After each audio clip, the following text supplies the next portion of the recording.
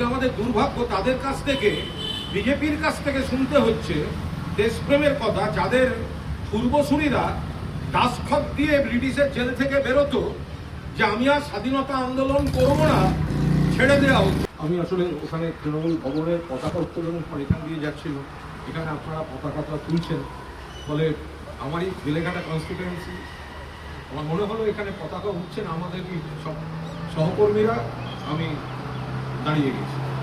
তো 15ই অগস্ট স্বাধীনতা দিবস প্রত্যেক বছরের মতো এবারও দেশ জুড়ে পালিত হচ্ছে, বাংলা জুড়ে পালিত হচ্ছে, এবং মমতা বন্দ্যোপাধ্যায়ের নেতৃত্বে সর্বভারতীয় তৃণমূল কংগ্রেস আমরা বরাবরের মতো পালন করে আসছি সারা বাংলা জুড়ে। আমাদের পরিষ্কার বক্তব্য, যেটা পূর্ববর্তী বক্তা বলছিলেন, যে এই যে যারা দেশের মনীষী, তাদের প্রতি আমাদের সবসময় একটা সম্মান, শ্রদ্ধা সবসময় আছে, আমরা চিরকাল। আজকে আমাদের দুর্ভাগ্য তাদের কাছ থেকে, বিজেপির কাছ থেকে শুনতে হচ্ছে দেশপ্রেমের কথা, যাদের পূর্বসূরীরা দাসখত দিয়ে ব্রিটিশের জেল থেকে বেরোতো যে আমি আর স্বাধীনতা আন্দোলন করবো না, ছেড়ে দেওয়া হোক। যখন বন্দে মাতরম স্লোগান দিয়ে স্বাধীনতা সংগ্রামী বিপ্লবীরা ফাঁসির মঞ্চে জীবন দিতেন, তখন বিজেপির পূর্বসূরীরা দাসখত দিয়ে জেল থেকে বেরিয়ে স্বাধীনতা সংগ্রাম থেকে সরে যেতেন। কিন্তু আমরা সেই স্রোত, জয় হিন্দ, বন্দে মাতরম স্রোত আছে।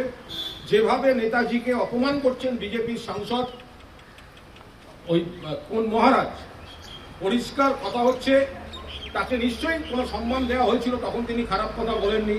তাকে বিজেপিও সাংসদ করেছিল, তখন তিনি খারাপ কথা বলেননি।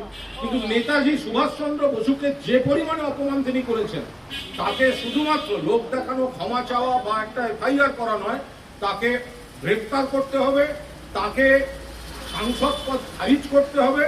এবং বিজেপি যদি সত্যি নেতাজির প্রতি তাদের শ্রদ্ধার্ঘ্য দেখাতে চায়, তাহলে দয়া করে আপনারা আগে দল থেকে তাকে বহিষ্কার ঘোষণা করুন।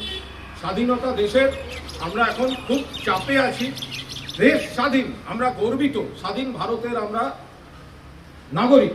কিন্তু অর্থনৈতিকভাবে, সামাজিকভাবে এই বিজেপি সরকার দেশের সাধারণ মানুষ, গরিব মানুষ, কৃষক, শ্রমিক, এদের সর্বনাশ করে ছেড়েছে। ছাত্র আন্দোলনে যেভাবে, এটা হতে পারে না। ফলে আমরা গর্বিত নাগরিক, কিন্তু স্বাধীনতাটাকে সব পেশায় সব রকম ভাবে রাখতে হবে।